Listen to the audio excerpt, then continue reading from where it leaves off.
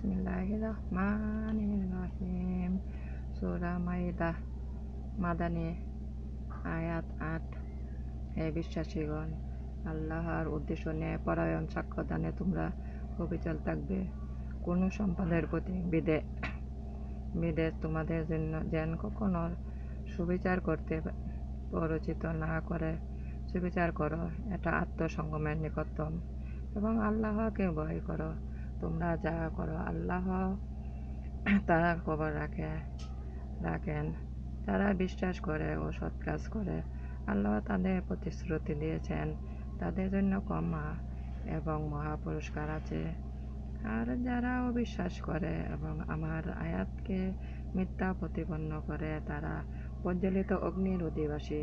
হে বিশ্বাসীগণ, তোমাদের প্রতি আল্লাহর অনুগ্রহ স্মরণ করো, যখন এক সম্পাদক তোমাদের বিরুদ্ধে হস্ত উত্তোলন করতে চেয়েছিল, তখন আল্লাহ তাদের হাত সংযত করেছিলেন। এবং আল্লাহকে ভয় করো, আর আল্লাহর ওই প্রতি বিশ্বাসীগণের নির্ভর করা উচিত। এবং নিশ্চয়ই আল্লাহ বনী ইসরায়েলের অঙ্গীকার গ্রহণ করেছিলেন এবং তাদের মধ্য হতে দ্বাদশ নেতা নিযুক্ত করে বলেছিলেন, আমি তোমাদের সঙ্গে আছি। তোমরা যদি নামাজ পড়ো, যাকাত দাও আর আমার রাসূলগণকে বিশ্বাস করো ও তাদের সম্মান করো এবং আল্লাহকে প্রদান করো উত্তম ঋণ, তবে তোমাদের দোষ অবশ্যই মোচন করব এবং নিশ্চয়ই তোমাদের প্রবেশাধিকার দান করব জান্নাতে, যার পাদদেশে নদী প্রবাহিত। এরপর যে অবিশ্বাস করবে সে সরল পথ হারাবে।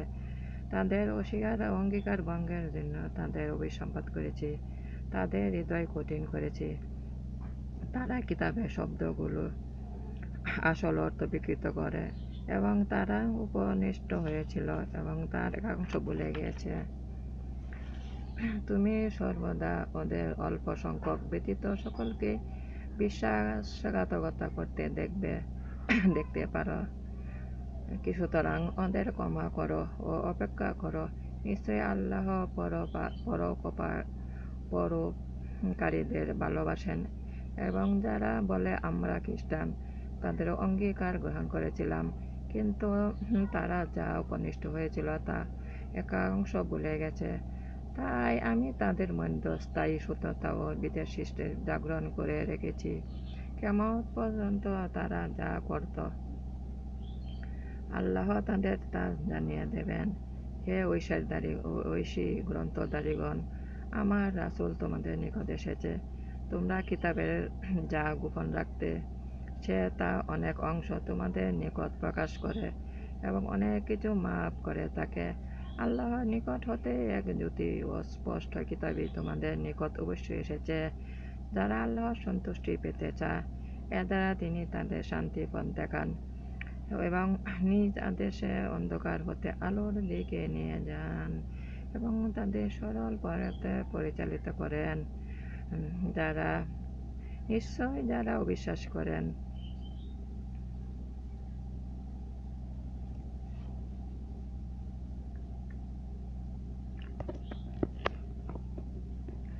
আকাশ ও ভূমণ্ডলের এবং এর মধ্যে যা কিছু আছে তার সার্বভৌমত্ব আল্লাহরই। তিনি যা সৃষ্টি করেন এবং আল্লাহ সর্ববিষয়ে সর্বশক্তিমান। ইহুদি খ্রিস্টানগণ বলে, আমরা আল্লাহর পুত্র ও তার প্রিয়।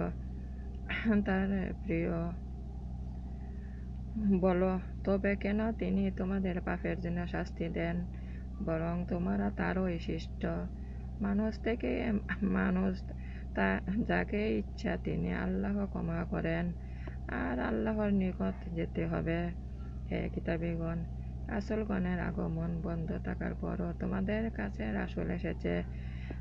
সে তোমাদের নিকট স্পষ্ট ব্যাখ্যা করেছে, যাতে বলতে না পারো কোনো সুসংবাদবাহী সতর্ককারী এসেছে। বস্তুত সর্ববিষয়ে শক্তিমান আল্লাহ স্মরণ করো যখন বলেছিল,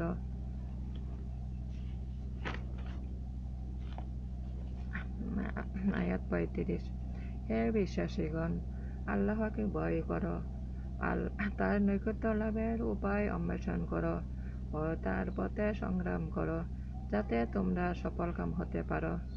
যারা অবিশ্বাস করে শেষ বিচারের দিন শাস্তি হতে মুক্তির জন্য পণ স্বরূপ পৃথিবীতে সব কিছু যদি তাদের থাকে এবং তার সাথে আরও ততটা থাকে, তবু গৃহীত হবে না, এবং তাদের জন্য রয়েছে মর্মন্তুদ শাস্তি।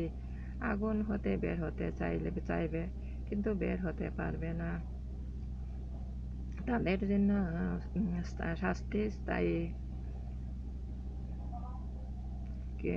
কিন্তু কেউ অত্যাচার করার পর তওবা করলে ও নিজেকে সংশোধন করলে আল্লাহ তাকে মাফ করবেন।